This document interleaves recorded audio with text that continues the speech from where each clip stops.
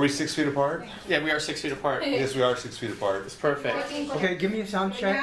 Yeah, Give should me we check one 1, 2, 3. check should be 1, right 2, here. 3? Yeah. 1, 2, 3, Okay, check. we're good. Can you hear us? Yeah, Can they yeah. hear us live on Facebook? Not getting that. Are we live already? I'm okay. We should be live with all of them. And questions may come up. It's been a long day. It's been a long day. Busy, saving lives. Okay. This will be fun. Okay. So we'll get started. I'll introduce myself first. I'm Dr. H.L. Greenberg. I'm a board certified dermatologist practicing here at Las Vegas Dermatology. And I'm Dr. David Cotter, also a board certified dermatologist here at Las Vegas Dermatology. And today we're excited to talk with you all about acne. Yeah, so we're going to talk as much acne as we can. And we're all fired up because it's the 4th of July. And this is our opportunity to get excited and talk about the condition that everybody was really most interested in when we put out some options. We talked about doing eczema. Which other topics? Rosacea? Yep. And rashes. And it seemed that this was the most common. And there's a lot to learn and a lot to talk about. And we're happy to answer some of your questions. We've got a whole presentation ready to go. Mm-hmm. And we're gonna start about, let's talk about acne. Yeah, so we'll talk a little bit about the triggers for acne, kind of what causes it, the different types of acne, so what to look for on your own skin, or if you're a doctor out there listening in, what to watch out for on your physical exam, as well as the different treatments for acne, as well as some tips, some tips that we like to apply to different types of acne. Yep. And so there's a lot of different causes of acne, and we put together this grid. It could be your genetics, it could be stress, bacteria, environment, hormones. And a lot of times people ask, is it foods? In general, no. But for individuals, it may be that a food can cause acne. Yeah, so acne is actually the most common skin disease in the world. It affects about 85% of people during their lifetime, most commonly during teenage years, and it can persist into the 20s, 30s, and 40s. Women tend to have a longer course with acne than men, sorry ladies. Whereas most men will probably grow out of it by the late 20s, early 30s. Some of the women might have their acne carrying on into their late 30s, early 40s. Yeah. Our next slide here is another form of acne, and we're living in Las Vegas, and Dr. Cotter and I were featured. Gabby Hart came to the clinic, and we're wearing a lot of masks, and because of that, some people are getting a mask acne. So we wanted to show you this short video from our time on the news here at Las Vegas Dermatology. And then when you take them off, you might notice that there's some irritation or even pimples in this area. Today I spoke with 2 dermatologists about how you can help to prevent and treat some of those issues. We have been seeing an increased number of patients coming in complaining of acne related to their mask, or so-called maskne. Dr. David Cotter with Las Vegas Dermatology says Dr. mask Cotter. acne is a real problem. People in the healthcare field have already been dealing with it.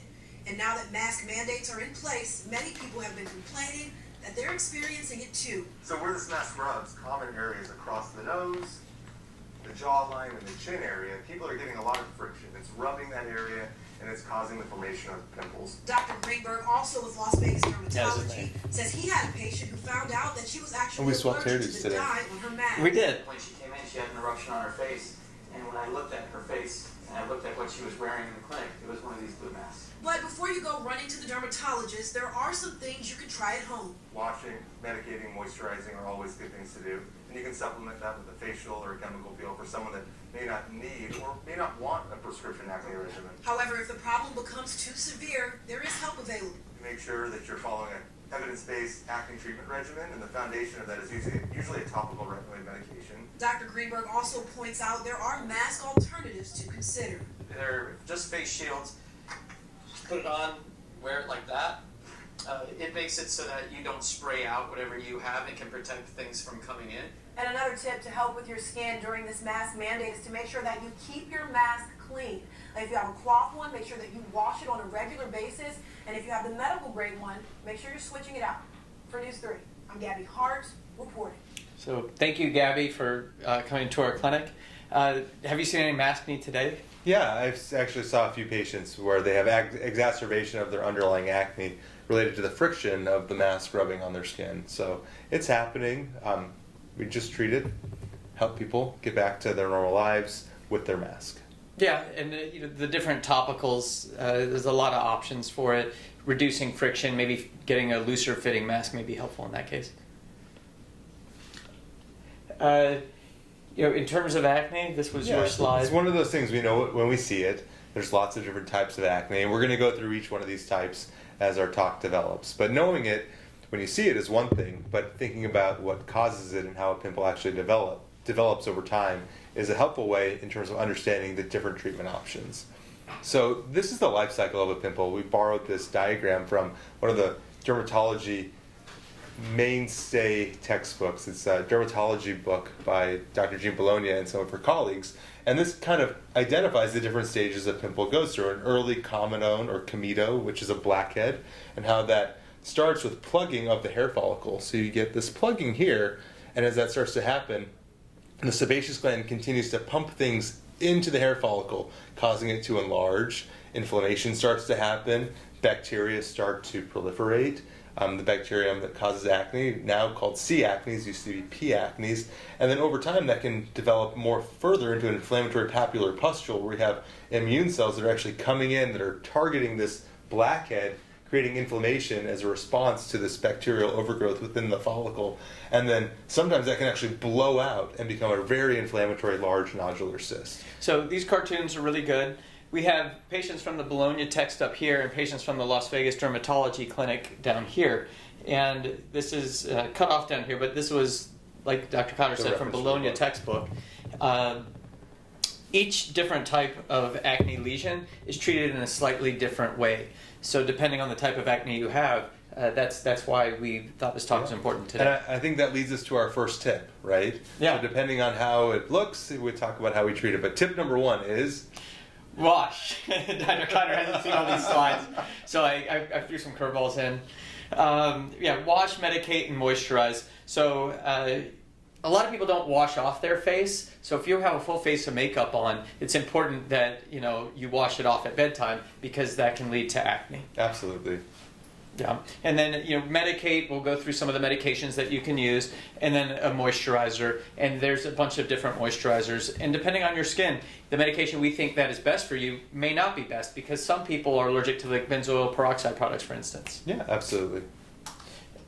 Which brings us to wash with what? And there's a lot of options for washes, different medicated washes, sulfacetamide sulfur washes, benzoyl peroxide washes, Hibiclens is a bacterial scrub, and even bleach baths for somebody who has really inflammatory acne, like a half a cup of bleach in a full tub of bath water for somebody who has it all over their back, may be an option. Great. Down here you can see the Clarisonic brush in the corner by Dr. Cotter. And then medicate with what? Yeah, so I think medicating for acne requires, a very thorough assessment of what type of acne a patient has, and then figuring out what's going to be best for them. Is this a patient that only needs topicals, or is it a patient that needs a little more, sometimes pill medications? Sometimes a patient needs pills, but really only wants to be on topicals, and we can work with that too, depending on the patient's preferences. Yeah, and sometimes people want pills, but they just need topicals. Exactly. So I like to think of acne treatments almost like a pyramid. And for my pyramid, I always put a topical retinoid, or in some cases, a systemic retinoid, as the foundation of that pyramid, because the retinoid helps normalize the formation of the follicle in the pore. So it basically stops a pimple before it becomes a pimple. It helps prevent blackheads. And so if you can shut it down at the source, that's very helpful. As you go farther up, you may need to add in an antimicrobial, so an antibiotic, either a topical or an oral antibiotic. For some patients, they have hormonal acne, and so we like hormonal solutions for hormonal problems. And the cherry on top are cosmetic treatments. I think that they can be integrated into any medical regimen, but they shouldn't generally stand alone outside of a medical treatment. There can be the coup de grace, the cherry on top, but they don't get patients the mileage that they need exclusively, but they're a nice supplement. And any and all of these can be combined and used at any stage. Yeah, and I think it's important to get a medical evaluation at first because your acne, it may there's different types of acne, so there may be an underlying medical condition that's causing the acne, such as a hormonal problem. Exactly. Like polycystic ovarian syndrome is a very common cause of persistent and severe acne in many female patients, and so long-term acne may need to be evaluated with hormonal studies and targeted with specific medications. Sure. So moisturize with what? There's a bunch of different moisturizers, and ultimately you as an individual have to find one that you like. But there's a list here of a few that are good. Aveeno, Cetaphil, we sell Bioderma in the clinic. It's a little thick, but maybe too thick for the face, depending on how dry your skin is. That may be a good choice. Yeah, it just depends on the patient. Sometimes just good old-fashioned white petrolatum, plain Vaseline works. I mean, it's not as elegant, but it does get the job done for moisturizing. And then to Dr. Cotter's points, here's somebody who has little microcomedonal acne, so very tiny bumps. These aren't the big nodules or cysts. And so if you want to educate us on what a retinoid is. So for someone with primary comedonal acne, I tell my patients, you need a blackhead buster. You need something that's going to break up those blackheads and help prevent new ones. And that may take 6 to 12 weeks. And the mainstay of that treatment course for me is a topical retinoid. And retinoids are vitamin A derivatives. There's a couple different ones available. There's some over-the-counter retinoids that are commonly used in anti-aging products, and those are usually retinols. Retinols aren't as strong as retinoic acid or the other prescription retinoic acid derivatives like, for example, Retin-A or the old school generic Retin-A, tretinoin. And there's fancier versions of all of these that you can combine or mix with depending on a patient's sensitivity. But essentially it's a vitamin A, it helps your skin pores grow normally. In my practice, most every patient gets one, and then we build the rest of their treatment regimen around their retinoid. And for some people, their acne is so bad that you just go straight to a pill version of retinoid. And we'll talk about that in a little bit. It's something called isotretinoin. Yeah, and in terms of the retinoids, some of these are prescription, and now different. Dappling, you can buy over the counter at Target for something like $25. Yeah, so exactly. If some people aren't able to come to the dermatologist, it may be a good start. But all of these drugs are not safe during pregnancy, and all of these drugs may make your skin a little bit more sensitive. So you want to be careful if you're going to get a procedure done and you're on a drug, that it could cause problems. Absolutely. And then, so medicate with what? Here's somebody with some deeper papules and a couple inflammatory pustules. And for these people, I like adding in an antibiotic, and a lot of times an oral antibiotic too. Absolutely. If there's an inflammatory component to the acne, usually using an antibiotic either for antibacterial or most commonly just for its anti-inflammatory properties is really essential to get that acne under control quickly. We have a couple different options. Again, some people only want topicals, some people only need topicals. Like Dr. Greenberg was saying, some people only need topicals, but they want pills. And parsing that out is a patient-doctor specific interaction. But in general, we've got a variety of different topicals. They can come in solutions, gels, creams, ointments, foams, washes, pads, wipes, so we can find the one that's going to work with you and your insurance plan. There's topical clindamycin, topical dapsone, topical minocycline, benzoyl peroxide. There's many different ones to choose from, and it really depends on the type of acne and sometimes the insurance coverage, to be honest. Then stepping up to pills, there's a new one out that I like a lot. I've been prescribing a lot of the sarecycline, which is Sacera, because it's single-day dosing. It's a newer generation tetracycline class antibiotic that's only ever been studied for acne. It's only FDA approved for acne and only be used for acne. Right, that's nice for resistant organisms because you know that drug is just for that condition specifically. Exactly. You won't become resistant. Exactly. For the longest time in dermatology, tetracycline class antibiotics have been first-line therapy. And when Sacera is not covered, I usually go with a doxy or a minnow, which have different side effect profiles and may not be as well tolerated. Yeah, each drug has a different side effect. So a lot of times you tailor it to what the patient has. Doxycycline, for instance, can cause an esophageal ulceration. Clindamycin may cause a type of diarrhea. Yeah, Bactrim can cause a life-threatening skin disease called toxic epidermal necrolysis or Stevens-Johnson syndrome. Yeah. Do we have a question? Yeah. Allison Hirsch, 1104 on Instagram asks, is it bad to be on low-dose minocycline for a long time for acne, like for over a year? Wow. I've seen, so low-dose minocycline, there's a problem with minocycline. Over time, you can get pigment deposition in the skin, in the eyes, so you can get a bluish discoloration. Yeah. So over time, I would suggest not going with minocycline. Yeah. I've definitely seen some patients that have been on minocycline for years for a variety of reasons, whether it's high dose or low dose. If you're on low dose long enough, it can build up in your system, and not just in your eyes and your ears. You can get deposits within old acne scars. So I've had patients come into the clinic that have been on minocycline for years, and they have all these bluish discolorations within all of the ice pick scars. And that's essentially permanent, irreversible. Even the liver. Laser treatments can be helpful, but don't necessarily take care of it. So for a patient that's been on minocycline for a long time, the first thing that I would do is assess them, figure out Can we switch to a safer long-term alternative? Do you need the minocycline? And go from there. It's interesting. I didn't put EES on here, but there is erythromycin that you can give for acne, but the other form of erythromycin can cause liver disease. Yeah, I mean, honestly, Hepatitis. in my personal opinion, as a board certified dermatologist, I mean, unless the patient has a reason to not be on a tetracycline class antibiotic, I mean, you're giving second line treatment if you're picking anything that's not a tetracycline for your oral antibiotic. Some people have a contraindication or an allergy or a reason not to be on it, but really, these medications, they don't work as well and they have way more side effects, but can be used under the right circumstances. Even a Z-Pak can be used to treat acne dosed correctly under the right circumstances. Does that answer your question, Allison? I think we have a question too. It's from JAJ0729. I used retinoid and onyxtone, close parenthesis, benzoyl peroxide to rest blackhead and whitehead. It was working great for the last 6 months, but it doesn't work anymore. All the product I use is non-comedogenic, but it still gets a lot of black and whitehead. Yeah, well, that's a tough one. The product that you're on, Onexton's a great drug. I love it. It's the same as Nuac and Duac, benzoyl peroxide and clindamycin combination products, but they do not work on cell turnover. So if you have microcomedones or comedones, it's not going to affect them. It does kill the bacteria. Exactly, and it sounded like you're on tretinoin. Tretinoin runs a pretty large dose range. The lowest strength is, I think, a 0.025% cream, and the highest strength is a 0.1% gel. So depending on what strength someone's on, how often they're using it, you can titrate their side effects to the clinical response. And sometimes people just need, like I said, a stronger blackhead buster, and they're definitely out there. There's stronger topical retinoids that we use sometimes. What's one of your favorite strong topical retinoids? So Fabior is a super potent tazarotene topical, and I like it because it's a foam. So if somebody's got back acne, it's easily spreadable. I totally agree. I used to never really prescribe the old school Tazarac, which is that medicine, because it's so harsh, but it really does great work to break up the blackheads. But using Fabior, it's way more tolerable, and I completely agree with you. For tough blackhead acne, that's one of my go-tos. Yeah, it's solid.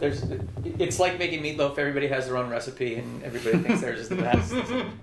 So, all right, some topical tips. So there's some tricks. So, I think we have another question. No, he just wants to say thank you, and he will come see us. Oh, thank you. Thank you. So a couple of tips. I mean, and it may be that you're on the right medicines, but you're not using them correctly.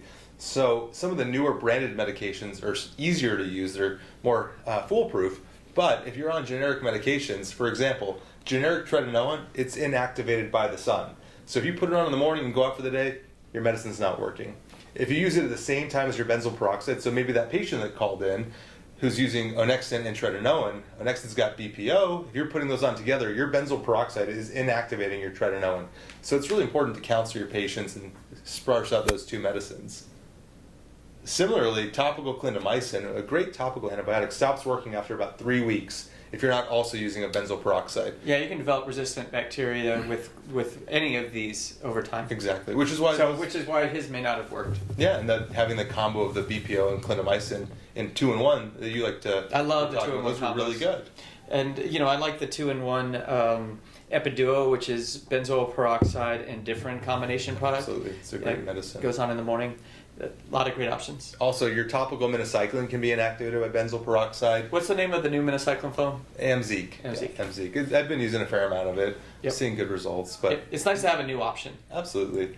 And then lastly, the retinoids can be irritating. So you got to pick them carefully. You have to work closely with your patient to make sure they're tolerating it. Because if someone can't use a medicine, it doesn't matter if it's the best in the world. It's not going to work. Yeah, the topical clindamycin, I like these pads. There's a couple. There's actually a clindamycin foam called Evaclin, which is nice, and that's easily spreadable. And then there are these pads, these clindamycin T pledgettes, which you can wipe the back down with. And you can see this layer of filth on it when you do it. That's great. Yeah, I give those to all of my athletes or busy folks. They just throw them in their gym bag or their backpack. They're really great to wipe down after a workout if you can't hop right in the shower. Yeah, it was wash, medicate, and moisturize. So if you can't wash, then you can medicate. But we prefer that you wash too. I think, is your question? One more question, sorry. It's for _Dini Shell. Do you guys use the 1540 laser? So we don't have that wavelength. Yeah, so the question is, do we use a 1540 laser? Yeah. For acne? obviously. So we'll get into some of our tips, and one of the tips is have fancy options, and we'll talk about some of our laser and light-based options. We don't use a 1540 nanometer wavelength laser in this clinic, but we do have some great options that we'll tease you a little bit with right now. But some do involve lasers, some involve blue light and red light, and specialized light-based therapies. Yeah, take-home therapies. All right. Yeah. I think we covered most of this, just about getting fancy and combining the medicines. So hormonal acne. One of the interesting things I've seen is people who are doing testosterone. Oh, yeah. Like bodybuilders and even some women who are on testosterone because of hormone deficiency can cause acne. Absolutely. But what was the question? It's the same one from JAJ0729. Is there oral medication to treat blackhead? No, there is no oral medication for blackheads. I mean, isotretinoin may help. A little bit. Accutane. Okay, Yeah. fine. Maybe a little, but that's like, killing, like making a mountain out of a molehill. Well, I mean, Or it a bothers pustule. someone. Sometimes, I'll be honest, really severe comedonal acne can be very difficult to treat. And so that's, I think, another tip is the type of acne doesn't always correlate with the intensity. So a lot of times we think That's about fair. like the intensity, mild, moderate, or severe. If you just have blackheads, it's more mild. But some people have really severe comedonal acne. They have tons of blackheads. I think you have some good pictures of I it got coming some up great later. pictures of some comedonal acne. Exactly. And sometimes, again, going back to having fancy options, we'll talk about ways to treat comedonal acne without medications. Right, like even Biore strips sometimes can work, which are take-home plaster of Paris strips. They get hard on the skin, you peel them off. But it doesn't work for everybody. One of the hormonal things that I saw when I was a resident doctor at Scott & White in Temple, Texas, was women who had just gotten an IUD placed and were developing acne. And so for those people, let's skip ahead here, there was a levonorgestrel eluting IUD called Mirena, and we noted that women who were getting these IUDs were getting acne, so we sent a letter to the editor of Cutis, and that's just something that we see now in the clinic. So sometimes an IUD or some implantable device may be causing your acne. Absolutely. Even a birth control pill, I like Yaz or Yasmin as oral contraceptive pills for acne. Yeah, I agree with you. Yeah. 100%. Each oral contraceptive pill has an estrogen and a progestin in it, the oral ones. And the progestin can affect the acne. So drospirenone is the progestin that's in Yaz or Yasmin, and it's an anti-androgen, so it goes against the male hormones. Do we have questions? Yeah. Allison Hirsch 1104 on Instagram is asking, is there a kind of acne that seems to increase with age? Age-related acne. That's a good one. Well, so a lot of people do age out of their acne over time, but there's something called adult acne, which is kind of a common or layman's name for rosacea. So there's some folks that they'll grow out of their regular old acne right around the same time they start developing rosacea, which can have many different phenotypes, but one of the more common ones that looks acne-like is a papulopustular rosacea, and it's usually treated slightly differently than acne. So that may be what you're referring to. Yeah. From Alfred Maniago, can I combine adapalene and hydroquinone? Well, so it depends what you're using it for. We don't give medical advice like that. Hydroquinone has some serious risks. It can cause a lot of irritation. It can cause darkening of the skin if it's used inappropriately for too long. But theoretically, the two medicines should be safe together. And in fact, under my supervision, I'll prescribe topical retinoids with topical hydroquinone and topical steroids all together to help treat acne or hyperpigmentation or other pigmentary disorders on the skin. Yeah, there's the 3-in-1 product by Galderma. I'm trying to remember the name of And it. there's one called Triluma. Triluma. I usually get that compounded now because it's so expensive and hard to find, but it definitely works great. Yeah, and that has, just to your point, mild steroid and the hydroquinone and the tretinoin as you described. One point that we should make about the birth control pills, anybody who's taking a birth control pill, you're at increased risk for blood clots. So if you're going on a long car ride or plane trip, even though nobody's traveling anywhere right now, you will want to get up and walk around. And if you smoke cigarettes, it puts you at increased risk for clots as well. Absolutely. Oh, and spironolactone is sort of a neat little trick that you can use in women, because in men it gives them breasts, so you can't give a man spironolactone. That's not necessarily true. I have some patients that are transgender, and they're on their high-dose spironolactone, both for anti-androgen effects as well as to control acne as their hormones are shifting. And so I've actually taken, to the minocycline question earlier, I've taken patients that have been on high-dose minocycline for a long time for hormonal-related acne that are transitioning and put them on high-dose spironolactone in combination with an endocrinologist, and they've done really well. Yeah, it's interesting. I have some patients like that too. So medicate with what? These are people who have some deeper cystic lesions. This is a woman, and you can see, it's almost like where the hair follicles are. There's these pustules and papules coming out. And so for somebody who's got really severe nodulocystic and scarring acne, systemic retinoids are the treatment of choice. Yeah, so there's sometimes those moments in clinic where you walk into an exam room and you just know this patient's going to need isotretinoin. Now, not every patient wants isotretinoin, but if you have nodulocystic acne, severe acne, or acne that's leaving lots of marks, scars, then you need something serious to shut that down. And I'll tell patients, I say, look, your acne doesn't look terrible today. You have one pimple, but every time you get that pimple, it leaves a scar, which means if you get one a month, you're getting 12 scars a year. Well, you got to take it seriously. And there's one FDA-approved medication for severe acne, nodulocystic acne, or severe scarring acne, or just bad acne that's refractory to normal treatments, and it's isotretinoin, formerly known as Accutane, although that's a brand name that you can't get in the U.S. anymore. There's 5 different ones. And it's really a cure for acne in 6 out of 7 people. People do really well on it, but there's some serious things we have to talk about at every visit and watch out for, right, Dr. Greenberg? Yeah, so there's a system called the iPledge system. So even though it used to be a really fun drug to write for because people would see change pretty soon after starting the drug, it's federally regulated, so everybody has to sign up, and if you step out of the system, then you are delayed in the system for at least a month. Yeah. So that's a problem. And the main purpose of that iPledge system is to prevent pregnancies while on the medication because it causes birth defects, sometimes very severe birth defects. In addition to the birth defects, there's warnings for depression and suicidality, but this is a hot topic, especially in the field of kind of PsyDerm, overlap between psychiatry and dermatology. Anytime an event happens in a clinical trial, it gets reported. Sure. And what we know about acne is people with severe acne are more likely to be depressed. And people that are depressed are more likely to attempt suicide. And some of those people will sadly succeed in killing themselves. And because of that, some people that have been on isotretinoin have killed themselves. Yeah, and even, there's been a bunch of stories about people who are written for the drug and who have taken their own lives, and yet they never filled the prescription. Exactly. So there's a lot of mental health issues that go along with acne. And for anybody out there who does have mental health issues regarding their acne, just know there's hope, and that the treatment, even if you do have mental health issues, you can still go on this drug. You need a mental health professional to help you deal with what you're going through. Absolutely. And one thing that we know and that we love in dermatology is that when you treat people's acne, their mood gets better, their depression improves. So it's really a wonderful thing to take a patient through a course of isotretinoin. Yeah, it's really nice to see because usually after that 2nd or 3rd month, you see somebody improving, and this is one of Dr. Cotter's patients. Yeah, so this is Dr. Greenberg's tip number 3, and we swapped in one of my patients who was happy to share her before and afters. I mean, it's stunning. When all else fails, isotretinoin. So you can see in her before picture, she doesn't necessarily have nodulocystic acne, but she has acne that's scarring.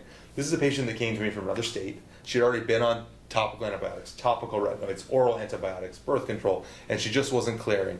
I said, you're moderate acne that's scarring and refractory to standard of care. You're a candidate for isotretinoin. And then 6 months later, boom, perfect, clear skin. She's super That's happy. amazing. I had to make her not smile because I like the before and afters to be the same pose. But it was so hard to get her to not smile for this picture. Yeah, and somebody who goes through Accutane, the only problem, among other problems, is that after 6 months, you can do a cosmetic treatment, but you can't correct the scars that you have when you have just completed an isotretinoin treatment. Absolutely, and that's an important point. So significant resurfacing procedures or medium to deep chemical peels or anything more than superficial microdermabrasion should be waited for 6 months until after your Accutane. But for my patients that have scarring, that have the means and desire to get started on their scarring treatment before their isotretinoin, I'll bring them in and I'll do the chemical peels they need, the lasers they need, even full face CO2, and start Accutane 1 to 2 months later. Wow. So that way they have a jump start on it.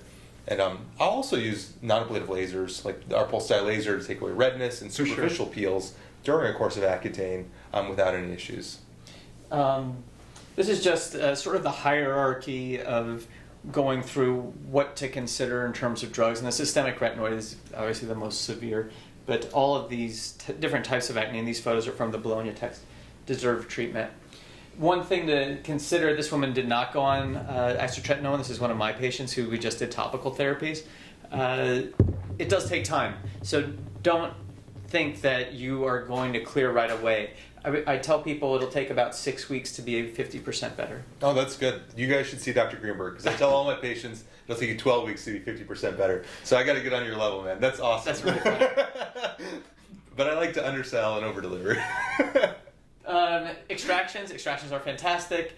Here's somebody who had these comedones in the ear, and they were squeezed out, and they're clear. That's a super gratifying procedure to do. Yeah. I think your next patient was really happy. This gentleman was thrilled. We went through a number of different sessions. He has a condition called Favre-Raucouchot, which is nodules and cysts, and his were around the eyelids. And so I nicked these with an 11 blade. I did numb it because of the location and because I knew I'd be pushing on it. Mm-hmm. And then he's got to be so happy with this. I mean, this is incredible. This is like a life-changing difference. Yeah, he didn't know that it was possible when he came in. It was an aside from the reason he came to the clinic. That's amazing. So we're going to show you something fun now. These are some peels. Yeah. Dr. Cotter is sort of our resident peel expert in the clinic. Yeah, so tip 5, peeling to look more appealing. So there's lots of fun things you can do to add to your acne regimen. We do a chemical peel, a very superficial peel designed specifically for acne here in the office. It's different than our cosmetic peels, but some of my cosmetic patients want to get in on it because it's such a good deal. So we do an acne peel for $40. It helps jumpstart the acne regimen. You basically take 5 days off your topicals before and 5 days off your topicals after, and it brings everything out. Everything out helps clear up the skin, and so when you start your acne regimen, it really jump starts it. And simultaneously, it'll help with some dark spots, and so patients are loving that too. So this was me getting a peel by Dr. Cotter. It was my first Jesner's peel. You're going to hear sort of what happened to me, and this is around Thanksgiving time. Yeah, usually within the first 30 to 60 seconds, you'll start to feel a little bit of tingling, sometimes some stinging, sometimes some burning. Usually it's pretty mild, only lasts a couple of minutes. How are you feeling? Like it's Thanksgiving. Very. When's that beard coming back, Dr. Greenberg? I don't know. We're gonna have to figure out when the time is. You know, if we go back into a more severe quarantine, then I think I would grow the beard again and go back to the pink hair. I like it. Yeah. We're gonna have to end that up. But these are quick procedures, and they can be very gratifying. We also have our esthetician who gets different types of peels. We have heavier peels for people who've got pigment issues, as opposed to just some acne issues. Exactly. You can tailor your peels. We can go pretty intense with the peels here. Yeah. I don't think we have a question. It's not just from Cesar Alexa 9789. He just wanted to tell you guys, keep up the amazing work, Dr. Greenberg and Dr. Cotter. Oh, well, thank you very much. Appreciate that. Just so everybody knows, this is a doll I picked up in Japan, and the reason it's here is at the beginning of the year you're supposed to make a goal, and you darken the eye, and then when that goal is achieved, you darken the second eye. This is a really difficult year, and the doll is supposed to bounce back up with no matter what happens. So, I love that. What was your goal this year? What did you blacken? well, I had 20 goals actually, and now I had 2 goals after I tore up my 2020 goal list in March, and my 2 goals were to 1, survive, and to 2, run the Vegas half marathon at a certain time, and they've canceled the Vegas half marathon. So it's survival. If I make it through the year, we're going to darken this other eye. I love it. We're going to make it. And if I don't, I guess it'll stay there. Oh my gosh. The fancy options, the blue light. Love the blue light. The blue light can kill bacteria, and you can do it with a photosensitizer called Levulon. Absolutely. So you can just use the blue light on its own for anti-inflammatory effects, or you can combine that with aminolevulonic acid and do something called photodynamic therapy, which uses that light to activate that medication in the skin and help bring out the acne. And honestly, it's about as effective as Accutane. You have to have monthly treatments, and it's not covered by insurance, which is a limiter because the medication is just very expensive. But for patients that want an Accutane-like treatment without taking Accutane, this is a great option. Yep. Yeah, that's fair. Some other fancy options, there's microdermabrasion.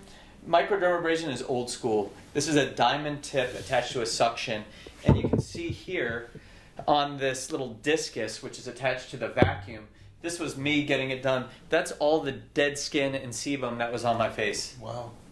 Which is gratifying to see afterward, and then you wonder, why don't I get this procedure done more frequently? Do we have a question? I have a question. From Dilco99. Hello, doctors. Question for you. Is there any topical prescription better than Finacea for someone diagnosed with rosacea? I prefer not to take anything orally, so topical would be best. Thanks. Oh man, it's like there's about 6 medicines for rosacea topically. So what I always tell a patient, you probably do something similar to Dr. Greenberg, when they come in and they've been on a lot of different medications, the first thing I want to know is it working? Because there's so many different ways to treat rosacea, either with topicals or oral medications. And if someone else has already done the hard work and cracked that patient's code, we just ride that gravy train and keep filling those medicines. That being said, I don't use a lot of Finacea or azelaic acid because I don't think it works very well. I like a new medication. It's a topical ivermectin called Soolantra. I've actually been using, this is an off-label use, but topical minocycline foam for rosacea and getting good results because oral minnow works so well for the disease that I've been stepping out of line a little and going off-label. But I always let my patients know. Hopefully no one puts me in doctor jail. No, that'll be fine. There's a lot of great options. So, classically people use Metrogel. That's been used a lot. Exactly. And the Soolantra is the one that kills the Demodex mite. Some people think a mite, which is a little bug on our skin, causes acne or rosacea. And I know you like the sulfur washes too, right, Dr.? Love the sulfur washes, yeah. Those are Like pretty Sumidin wash, things like that. Rosadan. There's so many. There's a million. This was one of my favorite days in the clinic. We're filming a TV show, and this was Dr. Cotter who got a hydrofacial done. This was his first one, and you can see the expression on his face of horror when he could see all of the dirt that was in here. Dr. Cotter's a fossil hunter, and A lot of ancient dirt, ancient soils in my pores. yeah. So the device shoots water into the pores as well as different acids to clean, and it sucks that out. And when it does, it's very gratifying. So you can take a listen here. That's really gross. How does that compare to like Dr. Greenberg's last one? Well, that's the worst, man. That's the worst. So that's that. Here's another. Blackheads too that you can see in there. Quite disgusting. Yeah, it is. Great, thank you. You're welcome. Yeah. So hydrofacial is just a neat little treatment, and that can be scheduled anytime here in the clinic. Another option is a take-home option called the light stim. It's a red light and a blue light. The red light kills the red light reduces inflammation, and the blue light kills bacteria. It's a take-home device. And we also have an in-office use, right? I mean, we have the big light stim you can place over the whole face instead of doing a spot treatment. The one that we have, though, doesn't have the blue. It's just red, amber, and infrared. Yeah, but I've liked using the light stim for its anti-inflammatory properties post-filler and post-laser as well. For sure. Yeah, it's a great device to have, and the take-home one is really nice for people who don't want to take a pill or who can do it in conjunction with that. Absolutely. Oh, we have a question. From _Denishel. Do you guys use canola subcision? Ooh, subcision. Yeah, I subcise all the time for ice pick scars. It's a cosmetic treatment. It's something that is a cash option for patients. And it's really wonderful to combine either with filler or with CO2 laser or TCA cross, which is a specialized chemical peel for ice pick scars. But any tethered scar, anything that's pulled down, subcision is a go-to method. Yeah, it's just you take a little blade under the skin and you release the scar. Mm-hmm. This is a Clarisonic brush. They're wonderful. They shoot water into the pores. They oscillate back and forth. They don't go in a circle, but they just go like this to loosen everything up. So it's a nice cleaner. And then there are different applicators with the Clarisonic brush as an option if you get the fancier brush. Another option for home. The scars. Scar treatments are great.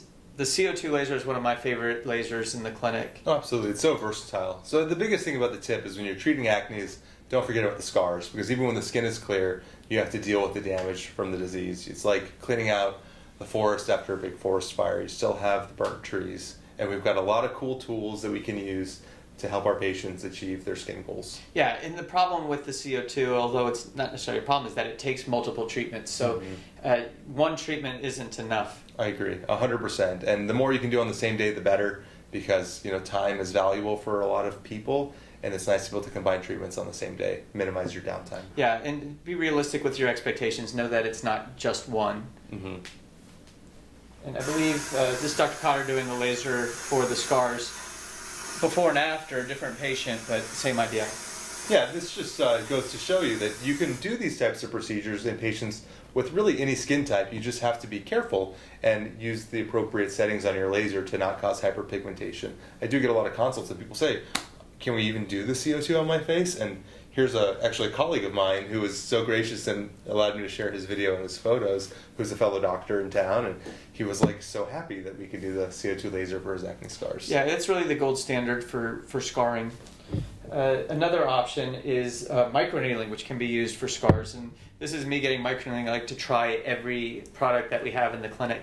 And so we're now on our third different pen in a series of different microneedling pens. The one we're using now is the skin pen. And you can combine that with platelet-rich plasma, which can help it heal faster and get better long-term results. I want to make a point about that, Dr. Greenberg. Yep. I love that the practice is already onto its third microneedling pen, because when microneedling came on the scene, it was really hot, it was really sexy. It's this cool idea for boosting collagen production with minimal downtime. But there's a lot of pens on the market, and you really have to vet your pen. We've always had good pens, but we've always been getting the next best pen. There's some out there that don't even puncture the skin.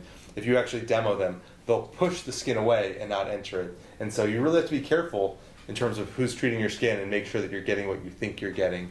And I think the one we're using now, the skin pen, is outstanding. Yeah, it does a great job. You're red for 2 to 3 days after, and again, multiple treatments, but recently I've gotten 2 of them in the past couple months. I think we have a question. It's from JAJ0729. Is it true this is not good for Asian skin, the CO2 laser? Well, No, I think, to Dr. Cotter's point. I think that was the exact point of the patient that I showed.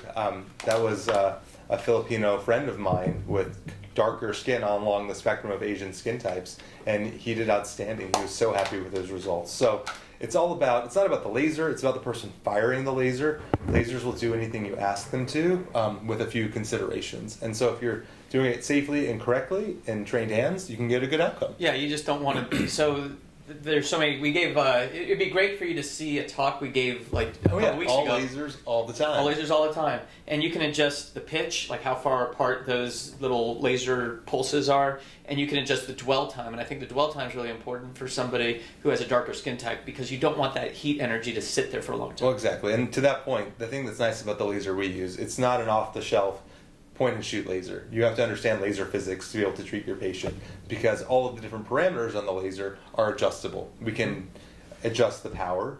We can adjust, like Dr. Greenberg was saying, the density of the spot, meaning how much tissue we vaporize. We can adjust how long it fires for, which is the dwell time, and that correlates with the depth of penetration of the laser. And we can even adjust the size of our spot. We can use this laser almost in a fully ablative mode. Yeah, you can see these little spots.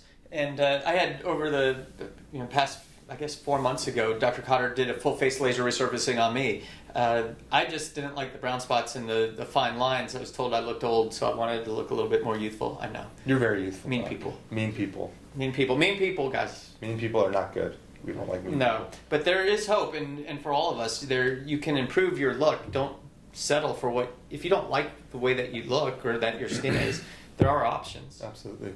Yes.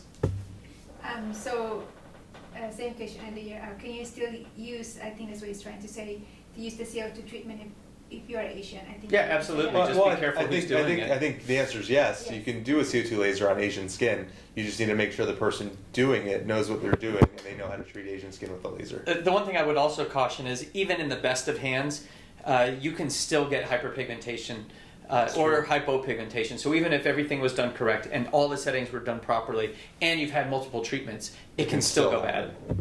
So that's the only caution or caveat I would give there. Is there one more question? Yeah.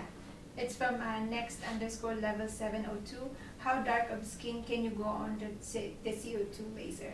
I've done skin type 6, which is the darkest skin type on the spectrum. Yeah, I think if you have a question and you're not sure, you should get multiple consults. I'll tell all of my patients that have lots of questions, here's what I think, now go see someone else. Because before you're going to spend a lot of money and go on this journey with me that may take months to years, I want to make sure that you feel really comfortable with that plan. Yeah, I did that this week. I had a person who'd seen a friend of mine in Beverly Hills, Dr. Jason Emmer, came and saw me, and then I'm sending this patient to Dr. Mark Taylor in Utah. There are a lot of people who can do these procedures. You just want to make sure that the person who's doing it knows what they're doing, has a little experience. Yes. Okay. From Sparkle and Period Steel, how often do you recommend CO2? Ooh. Well, you could do it as frequently as once a month, depending on how bad the scarring is. Yeah. And how aggressive the settings are. Exactly. I tell most of my patients, because cost is a reality for most people, I say don't do your CO2 lasers if you're doing it for anti-aging more than every 12 weeks apart, is what I usually say, because I feel like you're continuing to get collagen production and benefit out to 12 weeks. Yeah, no question. And at 12 weeks, someone might say, I'm really happy, and I don't want to pay for another laser. Yeah, because what you're doing is you're taking this scar and you're resurfacing the surface. It's a controlled injury. This is why I like lasers better than peels, because I feel in my hands the laser, I know exactly the depth, I know exactly what it's going to do, better than a peel. I don't have that same feel with a peel. Other people do. Dr. Cotter's an expert in peels, and he's done pretty much everybody's peel in the office. So the girls line up to get it done. Yeah, it just depends. Every patient is different. Yeah, that's true.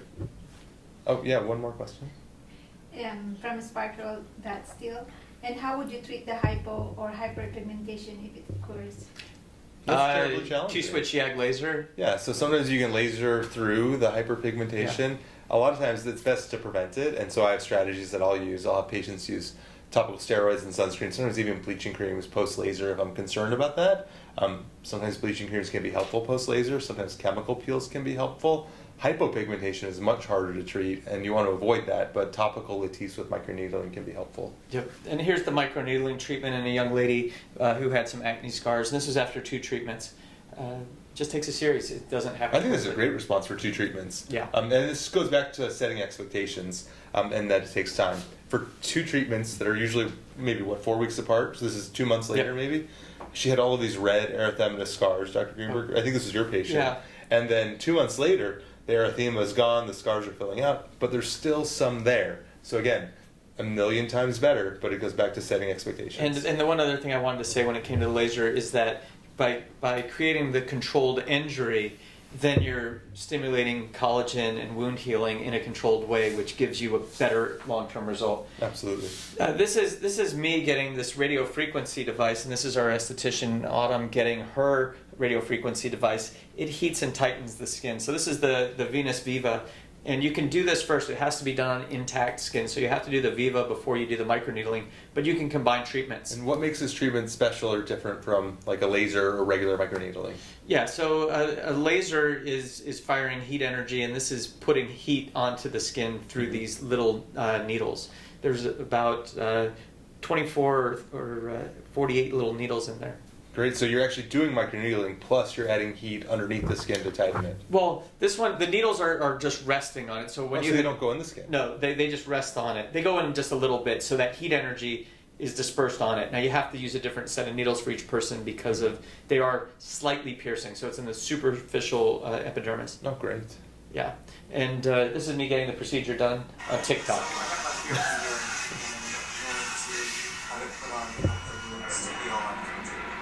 That little rocket going there. Can't wait till we can go to concerts again. Yeah. But you will be red for about 2 to 3 days after, and that's why combining this with the microneedling is good. We're in talks. I was talking to Cynosure yesterday about their new Potenza device, which is the microneedling with radio frequency tips. Oh, that's great. Yeah, it's a great device. It's an expensive device to get, expensive. And that's why doing this combination may be cheaper than doing it all together. But the results may be better to do it all together. I'm not sure.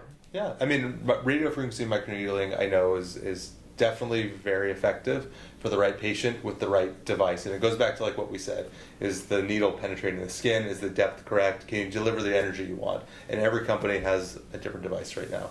Yeah, and 2 things. One, PRP may help it heal faster with better long-term results. That's using your body's own platelets to help the area to heal. And laughing gas. because it's a lot more comfortable with laughing gas getting these procedures done. It's also a lot more fun. It's a lot more when Dr. Greenberg has his laughing gas and you're doing the procedure. Like, this guy's funny at baseline. You give him a little laughing gas and he's hilarious. Oh, I appreciate that. Thank you. We love it. Yeah, it's nice to have. It definitely takes the edge off. I would say that. So this was a woman I saw in clinic 2 days ago, and she had every type of acne. She had the nodules, and here's a little pustule here. She had some microcomedones on her forehead, and let's see, I think I have one more slide of hers. Oh, wow. Yeah, so she had, and then on the nose here, you could see the little microcomedones. So for something like this, the hydrofacial microdermabrasion would be good. But because everything is so inflammatory, you really need to bring down the inflammation first. Yeah. I don't know what your thinking is with somebody like this. So, I mean, I would talk to a patient like this, and I'd want to find out what treatment she's been on. Is she on a birth control? Does she have an IUD? Does she have an explant, an implant? Any other medical problems? And then I would ask her, I would say, do you want to do pills? Do you want to do topicals? Are you open to both? Are you fed up with your acne? Some people come in on their 5th dermatologist and say, I'm over it. And then that would be isotretinoin for a patient like this. Now, if she was a brand new patient, treatment naive, and had never been on anything and said, Doc, do whatever you think is best, I'd put her on a topical retinoid, an oral antibiotic, and potentially even another topical like a benzoyl peroxide. But I like to definitely make sure I'm meeting my patient's goals. For her, she needs an oral medication to calm down the inflammation. And I would probably put her on Sacera, and I'd put her on a topical retinoid combination. If she didn't want to do pills, I'd probably put her on a minocycline foam with a topical retinoid. I think a patient like this would do really well quickly because there's such a large inflammatory component. You can calm this down quickly. Yeah, I think one point that we didn't state that I give on my patient handouts is that if it's come to a white or a black head, it's okay to express. Now, you don't want to, well, that's mine. I don't know. Do you not do that? No, I tell my patients, don't pop your pimples. Oh, really? Yeah. Oh, because wow. the thing is, you know, I'll be the first to admit, I've been in front of the mirror and I've popped some. Yeah. And they definitely cause, or at least for me, more harm than good, because something like this, when it runs its natural course with your medications, it's going to resolve a lot faster than, at least in my hands for myself, Sure. the trauma you're going to induce by popping a pimple and knowing, is that fruit really ripe to pluck, or is it just a little too soon and then you end up causing more inflammation down deep in the skin? Well, it has to be ready to go, because the worst thing you could do would be to pop one of these and it doesn't go out, but it goes internally. Exactly. Now you got a problem. Absolutely. Yeah. So that's interesting. But yeah. I do think that doing a facial or doing a peel or something like this will bring out all of the ones that are ready to go. It takes the guesswork out. Yeah, and I think that if you're, you know, as a patient, if you're anxious or nervous or you don't want to pop your own pimples, then come in. Yeah. And But this would be a great patient to start off with a salicylic acid peel, like one of our acne peels, bring everything out, start her on an oral antibiotic or maybe even spironolactone if that fits for her, or a birth control pill, or isotretinoin depending on what her needs are, and then a topical retinoid a few days later, maybe a topical antibiotic. I think she'd do really well. How did you treat her, Dr. Greenberg? oral antibiotic and then topical combination. Perfect. In the morning and retinoid at night. That's great. Yeah, and you know, hopefully facial, hydrofacial. Yeah. Even, you know, one of the light stem, the Clarisonic brush. I mean, there's a lot to do. But like I said, wash, medicate, moisturize. You do those 3 things. Yeah, you'll get a lot of mileage out of wash, medicating, moisturizing. And if this patient was like, I want to be clear yesterday, you could even come in and you could use your pulse dye laser and treat all of the little red inflammatory papules That would help a lot. and the red scars to clear those out more quickly. This is our last slide. It's just thanking everybody for tuning in to watch us. Are there any final questions out there? There's just some final comments of you guys from Tiffany Zuniga. You guys are the best doctors in town. Love your educational videos. Thank you for being such great doctors. Stay safe and stay well. And then they also have a question from Christina Holmes asking if you guys are actually brothers. Christina Holmes, are we brothers? I feel like we are. Yeah, we're Derm Bros. Yeah, we're Derm Bros. So Dr. Greenberg has become a close friend of mine as well as a mentor. So I'm a young dermatologist, and I met him when I was an intern at UNLV years ago, and I've always really admired him and the business that he's built and the high quality care he gives to patients. And I knew that if I came back to Las Vegas, I wanted to work with him. Vegas is my hometown. So I think in the last year that we've been working together, I've got to know him so much more, and he is like a brother to me. But we're Derm Bros, not Blood Bros, even though I love him like he is one. That's so sweet. Yeah, the sentiment is the same, and Dr. Cotter really pushes me to to read a little bit more and to learn more because he's so smart. He really has great insight, and that you don't have people pop their pimples and I do. It's just so interesting to me. So I love it when we have a difference of opinion. Absolutely, it's great. Everyone gets better care that way. Yeah, because then it makes you think about it. Like, why am I doing what I'm doing? Question? From Sparkle, that's still, Derm Bros, love it. You guys are awesome. Oh, thank you.